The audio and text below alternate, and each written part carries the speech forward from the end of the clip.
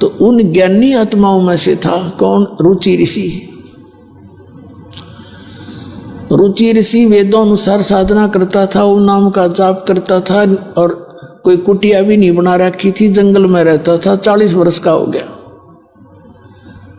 जब वो 40 वर्ष का हो गया तो उसके पूर्वज दिखाई दिए जो भूत बन रहे थे ब्राह्मण, एक कर्म कांड कर करके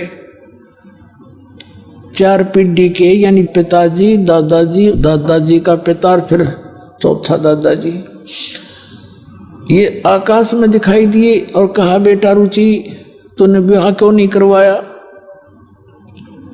विवाह कराना चाहिए था, विवाह करके हमारे कर्म कांड करता, श्राद्ध निकालता, न्यों करता, ऐसे करता। अब रुचि कहता है कि पितामहो, वेद में तो इस कर्म कांड को, श्राद्ध श्रुद्ध निकालने को मूर्खों की क्रिया बताई है, अविद्या कही है। अब वो ब्राह्मण भी मानते हैं चारों, अक बेटा ऐसा ही है, वेद में तो ऐसा कहा, बिल्कुल ठीक है तो यह अविद्या ही।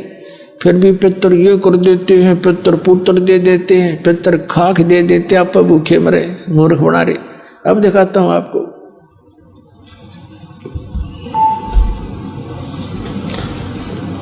ये एक मार्कंडेय पुराण है। पुण्यात्मा, इस विद्या का लाभ आपको केवल परमात्मा पाने के लिए है। बाकी रोटी रोटी का रोला गना बड्डा ना है। 4 रोटी खावा आदमी, सुबह 4 शाम ने खूब गुजारा हो जा। एक कुटिया पा जा कि तो उसमें टाइम पास कर लेंगे, फिर ये पीछा सदा के लिए छूट जाएगा, सदा का सुख हो जाएगा। इस अनुसार चलोगे तो। अब देखिएगा, मार्कंडेय पुराण, गीता प्रेस गोरखपुर से प्रकाशित, गीता प्रेस गोरखपुर से प्रकाशित।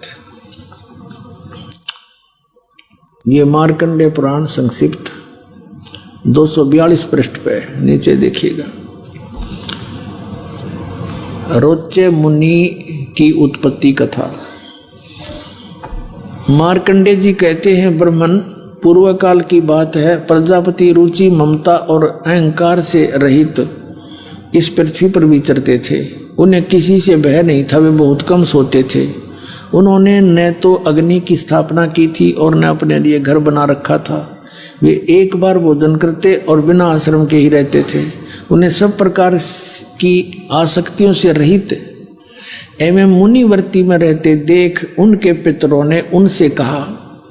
पितर बोले, बेटा विवाह स्वर्ग और अपवर्ग का हेतु होने के कारण एक पुण्यमय कार्य है, उसे तुमने क्यों नहीं किया? गृहस्थ पुरुष समस्त देवताओं, पितरों, ऋषियों और अतिथियों की पूजा करके पुण्यमय लोकों को प्राप्त होते हैं। वह सभा के उच्चारण से देवताओं को, शब्द से पितरों को तथा अन्नदान बलि वैश्वदेव आदि से भूत आदि प्राणियों एवं अतिथियों को उनका भाग समर्पित करते हैं। बेटा, हम ऐसा मानते हैं कि गृहस्थ आश्रम को स्वीकार न करने पर तुम्हें इस जीवन में कलेश पर कलेश उठाना पड़ेगा और मृत्यु के बाद और दूसरे जन्म में भी कलेश ही भोगने पड़ेंगे।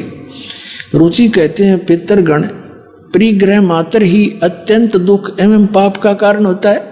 ये ब्याह करवाना तो और बड़ा झंझट, आपके शिक्षा दे रहे हो मेरे को, तथा उनसे मनुष्य की अधोगति होती है। यही सोचकर मैंने पहले स्त्री संग्रह नहीं किया। अब यहाँ कहते हैं, पितर बोले, ये देखो चारों भूत दिखाई दे गए बेचारे को, ये चारों भूत बन रहे और ये इसने दिख गया अपने पितर। अब ये क्या कहते हैं, पितर बोले, बेटा जितेंद्रिय होकर आत्मा का प्रक्षालन करना उचित है, किंतु तुम जिस मार्ग पर चल रहे हो तो मोक्ष मार्ग है। देखा कल इनकी फूटे बाग, नौका जो साधन करे तू तो मोक्ष मार्ग पर जा रहा है, माराड़ा करे नरक मान का, तेरा गजब भैया। पितर बोले, बेटा जितेंद्रिय होकर आत्मा का प्रक्षालन करना उचित है, किंतु तुम जिस मार्ग पर चल रहे हो वो तो मोक्ष मार्ग है, आगे देखना। ये कहता, रुचि ने पूछा, पितर महो, वेद में जो इन्होंने यहाँ बताया ना, श्राद्ध श्रुद्ध निकाल, वेद में रुचि ने पूछा, पितामहो, वेद में कर्म मार्ग को, यानी ये भूत श्राद्ध श्रुद्ध निकालन को अविद्या कहा है, फिर क्यों आप लोग मुझे उस मार्ग में लगाते हैं? पितर बोले ये सत्य है कि कर्म को अविद्या ही कहा गया है, इसमें तनिक भी मिथ्या नहीं है। फिर भी ये तो निश्चित है विद्या की प्राप्ति एंड बैंड करना, फिर के टट्टू रह गया। आप भी माने जो हम बता रहे हैं वो अज्ञान है, और वेद में लिखा है हम जो बताएं वो ये पितर भी मानते हैं, और रुचि भी कह रहा है कि वेदों में ये अविद्या मूर्खों की साधना बताइए, भूत ये पितर स्रोत निकालना, ये पिंड भरवाना, और वो खुद भी मान रहे कि बेटा ऐसा ही है तो विद्या ही। फिर भी नौकों पितर यूँ कर देते हैं, पितर ये दे देते हैं, खाक देते थे पितर, और देख किया कल नो के हैं तो जिसके मार्ग पर लग रहा है, ये तो तेरा मोक्ष होने का है, नो का मारा ली कर तू आ श्राद्ध निकाल और भूत बने। हे भगवान, तो पुण्यात्मा इन सदग्रंथों को भी ना समझा हमारे धर्मगुरुओं ने, इसमें संदेश क्या है?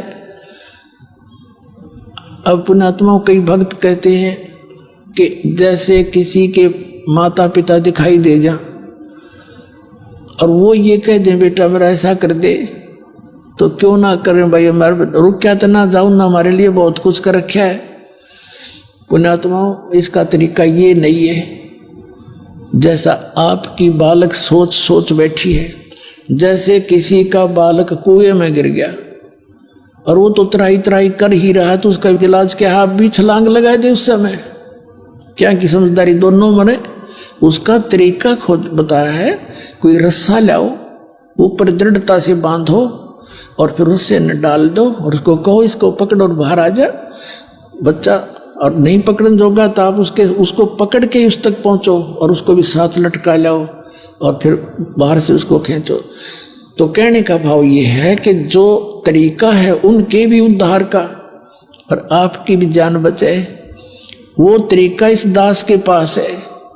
जय सतगुरु की संगत करते सकल कर्म कट जाई, अमरपुरी पर आसन होते जहां धूप ना छाई।